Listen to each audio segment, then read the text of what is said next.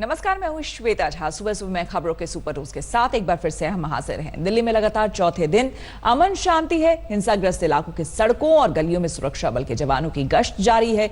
लेकिन इस बीच सवाल ये भी है कि दंगा भड़काने और आईबी कर्मचारी अंकित शर्मा के कत्ल के आरोपी पार्षद ताहिर हुसैन अब तक गिरफ्तारी से क्यों दूर है। हालांकि पुलिस दबिश दे रही है, लेकिन उसके हाथ अब तक खाली है।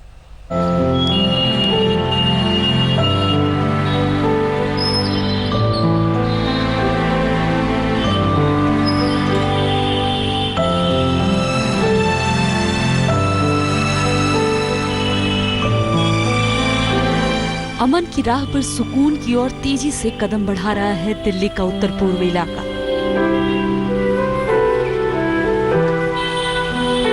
पिछले 3 दिनों से हिंसा की एक भी घटना नहीं हुई है। हर सुबह एक नए भरोसे की रोशनी लहूलुहान हो चुकी सड़कों और गलियों को भाईचारे का मरहम लगा रही है।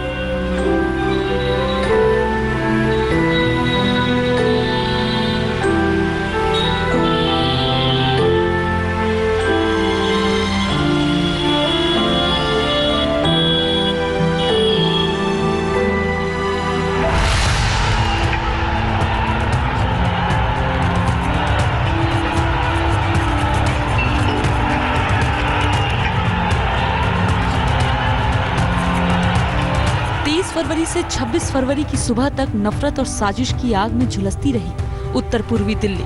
लेकिन अब रातों की नींद में दहशत की खलल ना हो, इसके लिए हर गली, हर रास्ते की चाक चौबंद सुरक्षा में तैनात है। पुलिस और पैरामिलिट्री फोर्स के जवान 29 फरवरी और 1 मार्च की रात में भी इलाके के चप्पे चप्पे पर इनकी पैनी नजर है। लगातार चौथा दिन है जब मौजपुर इलाके और नॉर्थ ईस्ट दिल्ली से हिंसा की कोई भी खबर नहीं आई है। इस वक्त रात के 3 बजे हैं और हम उसी मौजपुर चौक पर मौजूद है और आपको दिखाना चाहेंगे कि सुरक्षा क्या है यहाँ पर। दरअसल पिछले 3 दिन से पहले यहाँ के इलाके के लोग अपने घरों के बाहर पहरा दे रहे थे। उनको डर लग रहा था कि बलवाई दंगाई आएंगे, उनके घरों को आग लगा देंगे। और इसके बाद यहाँ पर पैरामिलिट्री फोर्स ने इस तरीके से मोर्चा संभाला, दिल्ली पुलिस ने और इलाके के चौकी के लोग, पुलिस वाले और बीट कांस्टेबल्स ने यहाँ मोर्चा संभाला। अफवाह की आंधी में बिखरे विश्वास के धागे को जोड़ने की कोशिश के बीच हिंसा की जांच भी तेजी से चल रही है। दिल्ली दंगा केस में अब तक कुल 167 एफआईआर दर्ज हो चुकी हैं और आर्म्स एक्ट के तहत 36 केस दाखिल किए गए हैं। कुल 885 लोगों को गिरफ्तार या हिरासत में लिया गया है। सोशल मीडिया पर भड़काऊ पोस्ट लिखने के खिलाफ 13 केस दर्ज हो चुका है। गैर कानूनी और आपत्तिजनक लेख वाले कई सोशल मीडिया और वेब लिंक को सस्पेंड कर दिया गया है। 29 फरवरी को पीसीआर को हिंसा संबंधित एक भी कॉल नहीं की गई। दिल्ली पुलिस कमिश्नर का कार्यभार संभालने वाले एसएन श्रीवास्तव ने भी वादा किया है कि नफरत के हिंसक सौदागरों को बख्शा नहीं जाएगा। ये ऐसे इंसिडेंट्स दोबारा ना हो, इसके लिए जो भी क्राइम हुआ है उस पे केस दर्ज हो और जो भी इसमें मुजरिम हैं, जो भी अक्यूज्ड हैं, उसको हम जल्द से जल्द पकड़ें ताकि कानूनी प्रक्रिया शुरू हो और ऐसे इंसिडेंट दोबारा ना हो। हालांकि तमाम कोशिशों और दावों के बीच आईबी कर्मचारी अंकित शर्मा के कत्ल के फरार आरोपी और नेहरू विहार के पार्षद हाजी ताहिर हुसैन का अब तक कोई पता नहीं चल पाया है। दिल्ली पुलिस ने उनके अमरोहा स्थित पैतृक गांव में भी छापा मारा, लेकिन वहां भी कुछ नहीं मिला। अब पुलिस का कहना है कि वो अंडरग्राउंड है, उनको खोजने की तमाम कोशिशें की जा रही है। लेकिन सवाल यही है कि आखिर 3 दिन पहले जो शख्स मीडिया से बातचीत कर रहा था वो अब पुलिस की गिरफ्त से बाहर है। उसके रिश्तेदार के यहाँ अमरोहा में भी छापा मारा गया है, वहाँ उससे पूछताछ भी की गई है। इसके अलावा तमाम उनके जो आसपास के जो लोग हैं उनसे पूछताछ की जा रही है ताकि इस पूरे मामले में जो एक तरह से कहा जाए लोकेशन का पता लग सके ताहिर हुसैन की, वो कहाँ है। फिलहाल इलाके में एक तरह से क्लीनिंग अभियान भी चल रहा है। वहीं दूसरी तरफ ये कहा जा सकता है कि इन्वेस्टिगेशन भी ताहिर हुसैन वाले मामले में लगातार तेजी से चल रही है और लगातार परिस्थिति जो है बदल रही है। इस बीच दिल्ली हिंसा में बुरी तरह घायल और आईसीयू में भर्ती डीसीपी अमित शर्मा का हाल जानने दिल्ली बीजेपी अध्यक्ष मनोज तिवारी अस्पताल पहुंचे। वहां उन्होंने 2 घायल कांस्टेबल विकास और क्षेत्रपाल से भी मुलाकात की।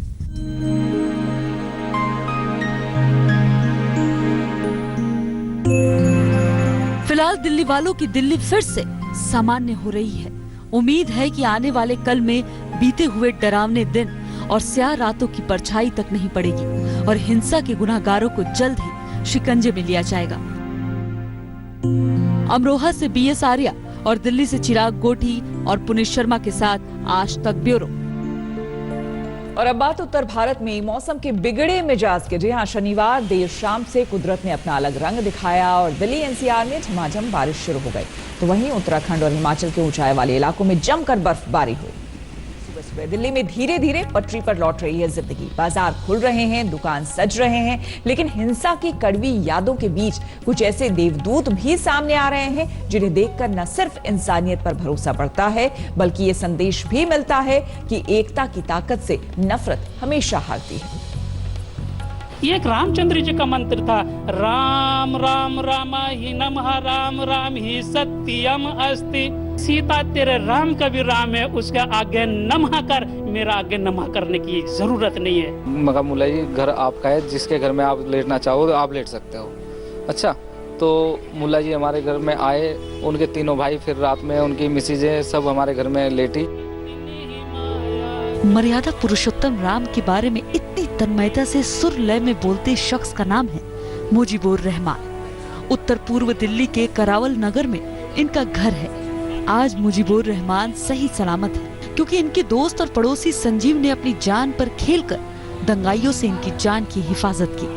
सालों का भाईचारा ऐसा था कि संगत में रहते रहते मुजीबुर रहमान को राम और अल्लाह में कोई फर्क नजर नहीं आता। ऐसी ही मिसाल पेश की इनके लिए देवदूत बने दोस्त संजीव ने। हमारे जहाँ भी उधर से मुसलमान निकल रहे थे, क्या नाम है मुसलमान है, अगर मुसलमान ही तो नाम बदल कर निकलना पड़ गया। कहते हैं कि बोल जय श्री राम, हमारे रामचंद्र जी को बदनाम करके डाल दिया। वो रामचंद्र जी के पढ़ो तो सही, उनके क्या प्रवचन थे।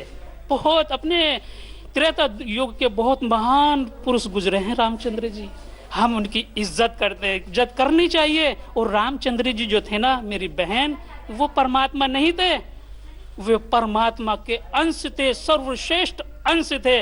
लात को मारने के बाद में वो निकल गए यहाँ से। उसके बाद उनका मुल्ला जी का फोन आया कि संजीव भाई अगर हो सके तो आज शरण हमें अपने घर में दे दो और कल का जो होगा देख लेंगे। तो मेरी गली वाले भी यहीं शामिल थे सब। तो वो मगर मुल्ला जी घर आपका है, जिसके घर में आप लेटना चाहो तो आप लेट सकते हो। अच्छा, तो मुल्ला जी हमारे घर में आए, उनके तीनों भाई, फिर रात में उनकी मिसेजें सब हमारे घर में लेटी और सब गली वालों ने मेरा इस बात का समर्थन किया।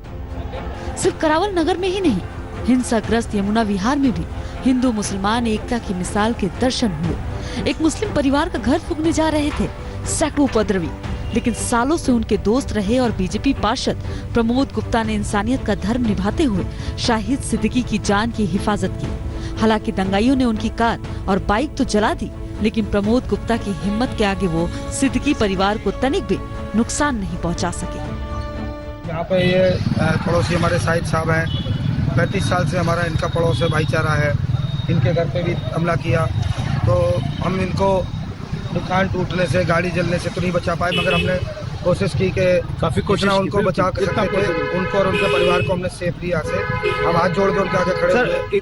जो हमारे बीजेपी के चेयरमैन हैं प्रमोद गुप्ता जी, इन्होंने हमारी बड़ी मदद करी। इन्होंने हमारा सलून जलने से बचाया क्योंकि काफ़ी डैमेज कर चुके हैं, लेकिन इन्होंने आके बीच में खड़े हो गए। इन्होंने हमारा स्टाफ जो अंदर फंस गया था, उन स्टाफ को इन्होंने सही सलामत बाहर निकाला और इन्होंने बहुत मदद करी और इन्होंने बहुत ज़्यादा इन्होंने बचाया। 3 दिनों तक उत्तर पूर्वी दिल्ली जलती रही, लेकिन नफरत की साजिश की लपटों के बीच तमाम ऐसे देवदूत भी फरिश्ता बनकर सामने आए, जिन्होंने धर्म और मजहब की दीवार को तोड़कर एक सच्चे इंसान होने की तस्वीर पेश की। गोकलपुरी इलाके में मनिंदर सिंह और उनके बेटे ने कम से कम 70 मुस्लिम लोगों की जान बचाई, उन्हें सुरक्षित जगहों पर पहुंचाकर। नौजवान बच्चे जो थे उसमें यूथ, उनको हमने पगड़ी बांध करके यहाँ से निकालने की कोशिश की और बच्चे जो थे उनको भी हमने जो है बच्चियाँ जो थी उनको भी सबसे पहले हमने बच्चियों को यहाँ से निकाला है और नौजवान बच्चों को पगड़ियाँ बांध करके हमने यहाँ से निकाला है। समाज सलाम करता है इन देवदूतों को, नमन है इनकी सोच और इनकी हिम्मत को। जिन्होंने अपनी जान की फिक्र न करते हुए सैकड़ों दंगाइयों से लड़ते हुए इंसानियत को बचाने का काम किया है। जब तक ऐसे फरिश्ते हमारे बीच रहेंगे, मजहबी एकता यूं ही नफरत की चिंगारी पर पानी फेरती रहेगी। दिल्ली से तनुश्री पांडे और दीपक डालमिया के साथ आज तक ब्यूरो। दिल्ली में फिर हिंसा ना भड़के, इसके लिए रात भर प्रभावित इलाकों में जवानों की गश्त जारी है। मौजपुर से हालात का जायजा लिया आज तक संवाददाता पुनीश शर्मा ने। दिल्ली में हुए दंगों का सबसे ज्यादा असर मौजपुर इलाके में हुआ था। यहां पर लगातार जो दुकानें हैं उनको आग लगाई जा रही थी, गोलियां चल रही थी, पत्थरबाजी हो रही थी और पूरी तरह से यहां पर हिंसा थी। लेकिन उसके बाद पैरामिलिट्री फोर्स आरएएफ और दिल्ली पुलिस के जवानों ने यहां पर मोर्चा संभाला और इलाके में शांति कायम की। लगातार चौथा दिन है जब मौजपुर इलाके और नॉर्थ ईस्ट दिल्ली से हिंसा की कोई भी खबर नहीं आई है। इस वक्त रात के 3 बजे हैं और हम उसी मौजपुर चौक पर मौजूद हैं और आपको दिखाना चाहेंगे कि सुरक्षा क्या है यहाँ पर। दरअसल पिछले 3 दिन से पहले यहाँ के इलाके के लोग अपने घरों के बाहर पहरा दे रहे थे। उनको डर लग रहा था कि बलवाई दंगाई आएंगे, उनके घरों को आग लगा देंगे और इसके बाद यहाँ पर पैरामिलिट्री फोर्स ने इस तरीके से मोर्चा संभाला, दिल्ली पुलिस ने और इलाके के चौकी के लोग, पुलिस वाले और बीट कांस्टेबल्स ने यहाँ मोर्चा संभाला और पूरे इलाके में जा करके लोगों को जो घरों के बाहर मौजूद थे उनको घरों के अंदर किया। शुरू में लोग डर रहे थे काफी ज्यादा, लेकिन लगातार जिस तरीके से यहाँ पर सुरक्षा बढ़ाई गई है, 24 घंटे इसी तरीके की सुरक्षा है। इस वक्त रात के 3 बजे हैं, लेकिन आप देख सकते हैं कि पैरामिलिट्री फोर्स और दिल्ली पुलिस के जवान किस तरीके से पूरे इलाके में मौजपुर में इसी तरीके से खड़े हैं। ठंडी हवाएं चल रही, लेकिन उसके बावजूद पूरी गलियों में जा रहे हैं, पूरे इलाकों में जा रहे हैं, एक एक घर पर नजर रख रहे हैं। जो भी घर के बाहर नजर आ रहा है उनको घरों के अंदर भेजा जा रहा है। फिलहाल मौजपुर इलाके की अगर बात करें तो पूरी तरह शांति और जिंदगी अपनी पटरी पर लौट आई है। सुबह भी लोग जो पहले घरों से कम निकल रहे थे, अब वो घरों से बाहर निकल रहे हैं और रोजमर्रा के अपने कामों को कर रहे हैं। फिलहाल कैमरामैन अशोक चतुर्वेदी के साथ पुनीश शर्मा, मौजपुर, दिल्ली, आज तक। और अब बात उत्तर भारत के मौसम के बिगड़े मिजाज की। जी हां, शनिवार देर शाम से कुदरत ने अपना अलग रंग दिखाया और दिल्ली एनसीआर में झमाझम बारिश शुरू हो गई। तो वहीं उत्तराखंड और हिमाचल के ऊंचाई वाले इलाकों में जमकर बर्फबारी हो रही है। बर्फबारी और बारिश के बाद उत्तर भारत में सुस्त पड़ रही ठंड फिर से एक्शन में आ गई है।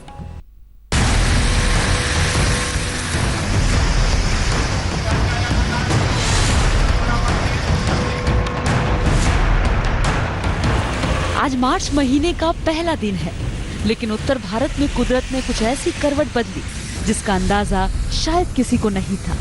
हिमालय की गोद में बसे पहाड़ी राज्यों से दिल्ली एनसीआर तक मौसम का उल्टा मिजाज दिखा। उत्तराखंड और हिमाचल में जमकर बर्फबारी हुई तो बारिश की बूंदों और ओलावृष्टि ने मैदानी इलाकों में लौटती ठंड को फिर से न्योता दे दिया।